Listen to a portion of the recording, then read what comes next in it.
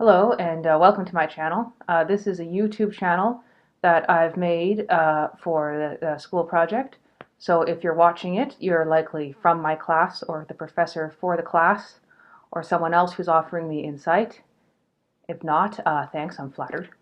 The purpose of this channel is to provide informative and hopefully entertaining videos about fitness and outdoor activities, usually in combination and primarily in the winter, since it is winter right now and since that's an area a lot of people seem to be hesitant in.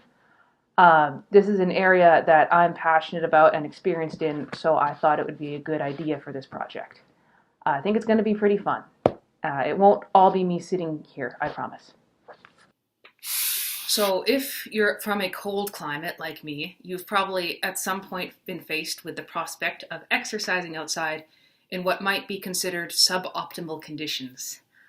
This is especially true with cardio, because the sunnier parts of the year, going for a walk or a run outside is way less of a pain in the butt than having to commute to the gym to do the same thing.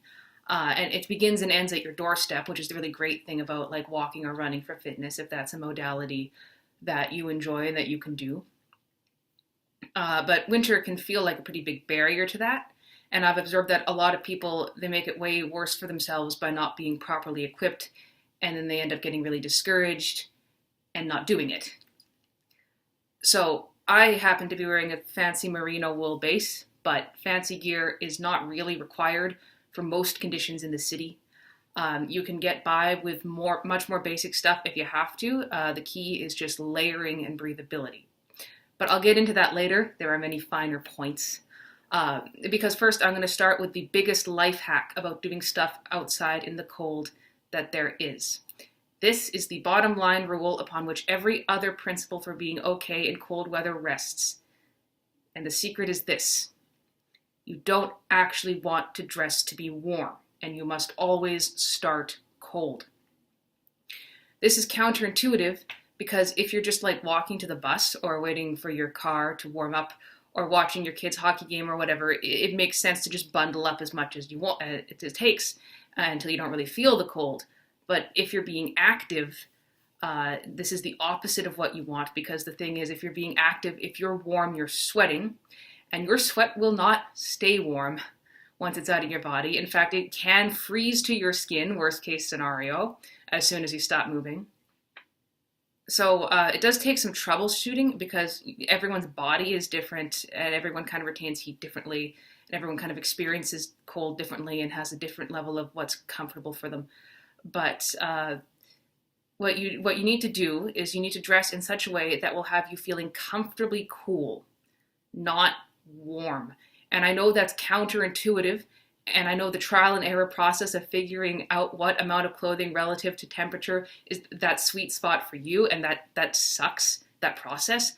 But once you have it figured out, you'll be able to handle pretty much any temperature. Like I don't retain heat very well, but I can stay outside doing stuff in like minus 30. I go skiing or whatever, and people ask me like, how the heck I can stay warm outside for so long. The secret is that, well, I'm not actually warm. I'm just not uncomfortably cold. So this brings me to my next point, which is the layers. So you found that sweet spot where you're a good temperature when where you're comfortable but not sweating. But that's kind of a moving target to hit, because when the intensity of whatever you're doing changes, the weather changes, you stop and take a break, whatever. So to hit that moving target, you wear layers that you can add or remove, which I will demonstrate shortly. If you're out hiking or cross-country skiing or whatever, this can mean having a big outer coat in your backpack that you pull on when you stop for a rest. If you're running, usually just means being able to take your sweater off and put it around your waist. So I'll demonstrate a bit. Like I said, everyone's different. I'm going to show you what works for me and what my system is. I should add as a frame of reference that as I said, I don't retain heat very well at all. It is in fact a matter of some contention if I am in fact a mammal and not one of David Ickey's lizard people. So if what I'm doing seems like a lot, that's because it is. I think in a way though that makes me kind of a good example, because it's like, okay, here is everything that you can do, and yeah, so cut to that. So for running outside in the winter, I'm just going to focus the rest of this video on clothing for that, because if I go into for other activities, it'll take too long and be boring, so I'll cover stuff like that later. So I've started with a base layer. Again, like, I'm a merino wool loyalist, but if that's not your jam, there's a lot of other synthetics that work really well. Something that I used to do is like sort of spandex swim tops. They're sold as rash guards or like modest swim tops. Those can be really good winter base layers, and a 2-for-1 if you're using them for their intended purpose as well. But the thing that's really important is that your base layer in the winter, if you're outside for any amount of time, it cannot be cotton, because cotton, when it gets wet, not only does it stay wet, it loses its insulative capacity completely. So not good. Like other stuff, if this gets wet, it'll still be warm. So you know, I'll be miserable, but I won't get hypothermia. However, this effect can make cotton really great for hot, dry climates, which I might go into in another video. So yeah, if it's like -15 or warmer, I will have this and just shorts over the leggings, because that's just what I'm comfortable with. And then I'll put on a light sweater over top of that. And then to about -15, this usually does it. From there, if it's a bit colder, I'll tend to have sweatpants instead of the shorts over top of the leggings. In the city, until it's really cold, honestly just cotton sweats, like the ones I wear to the gym.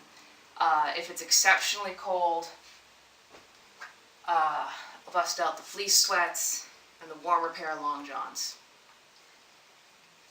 And I have a fleece sweater as well. And by that point, I would be wearing a proper toque,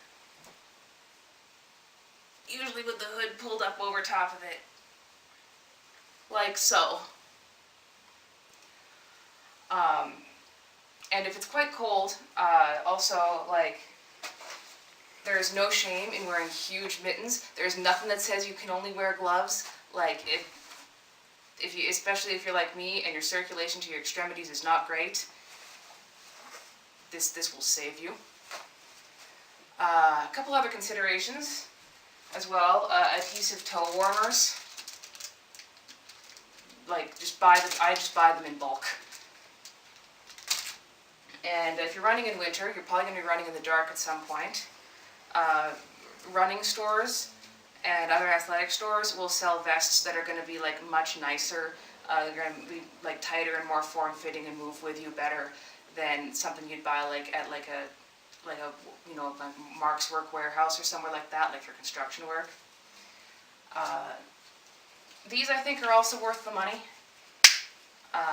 Just sort of slap on illuminated armband. These are out of battery right now, but you get the idea. Gives you a bit more visibility. Yeah, and one more thing. Ice cleats for like icier conditions. Really like good. Totally like the best $30 you will spend. I recommend the ones that have like the little nubs on them instead of the coils. They're better for running. You want ones with like lots of points of contact. Totally save you when you're running in the winter if it's icy, especially if you're doing it in the river valley. You only want to use them when it's really icy though, because obviously like they'll degrade. The more they're on concrete, the less time they'll last.